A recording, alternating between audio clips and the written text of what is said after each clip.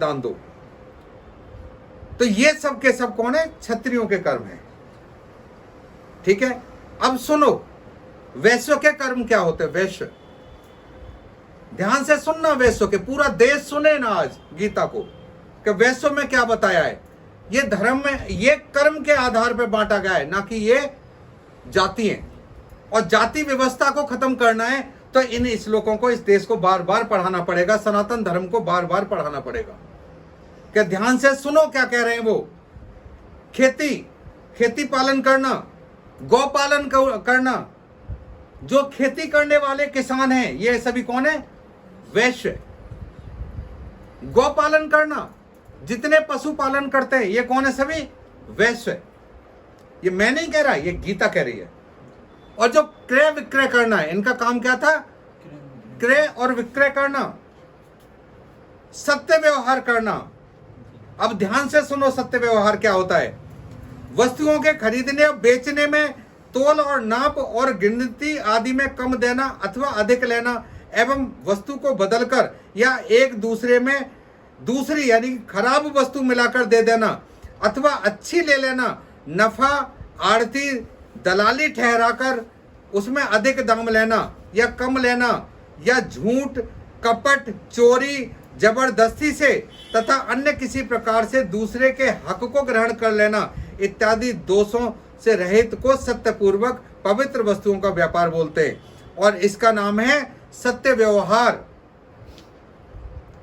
जितने वैश्यों के अंदर ये गुण हैं, भारत के वैश्यों के अंदर, तो वो धर्म से और अपने कर्म से वैश्य हैं, और वो देवता की तरह हैं। और जिनके अंदर ये वाले गुण नहीं है वो अपने गुणों को बदल लें, नहीं तो नरक में जाओगे। सब वर्णों की सेवा करना। अब सुनो, तथा इनके शूद्रों के क्या लक्षण है। शूद्र कौन है? कर्म के आधार पर, गुणों के आधार पर। उन्होंने कहा मैं जो आपको बता रहा हूं वो किसके गुणों के आधार पर बता रहा हूं। 18वें अध्याय के 21वें श्लोक में उन्होंने कहा ब्राह्मण क्षत्रिय वैश्यों के तथा शूद्रों के कर्म स्वभाव से उत्पन्न गुणों द्वारा विभक्त किए गए। गुणों के आधार पर। और गुण किससे होंगे? हमने जो सीख रखा है, हमारा जो शरीर की संरचना है, अगर हमारा दिमाग कमजोर है, शरीर कमजोर है, तो हमें वैसे काम मिलेगा ना। अगर दिमाग मजबूत है तो वैसे काम मिलेगा, शरीर और दिमाग मजबूत है तो तीसरा काम मिलेगा। तो ये गुण और कर्मों के आधार पर और वर्णों, अब ये क्या, सब वर्णों की सेवा करनी, यानी कि परमात्मा के जितने भी बनाए हुए मनुष्य जाति है या जितने भी हमारे जीव जंतु हैं, इनकी सबकी सेवा करना। सेवा परोपकार, ये किसका है? ये शूद्र का स्वाभाविक कर्म है। शूद्र का कर्म क्या है?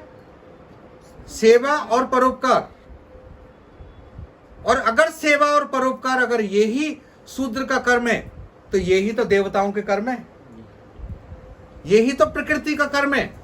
तो वो नीचा कहां, वो अछूत कहां, जिसे नहीं छू सकते। अगर वो अछूत है तो परमात्मा सबसे ज्यादा अछूत है, क्योंकि हम परमात्मा को नहीं छू सकते। आप मां दुर्गे को नहीं छू सकते, आप भगवान कृष्ण को नहीं छू सकते, भगवान राम को नहीं छू सकते। अगर अछूत हैं, इसी बेस पर अछूत है, तो ये वो अछूत है। भगवान राम अछूत हैं, भगवान कृष्ण अछूत हैं, मां दुर्गा अछूत है, इस संसार के सारे देवता अछूत है, क्योंकि उनका ये स्वाभाविक कर्म है। क्या कर्म है? सेवा और परोपकार। तो अछूत कहां? उसे हमने हक नहीं दिया। ये हमारे समाज की नाकामयाबी थी। किसकी? जिन्होंने हमें ये शास्त्र सही नहीं पढ़ाए। शास्त्र सही पढ़ते तो आज विश्व में भारत का डंका होता। आज बुद्ध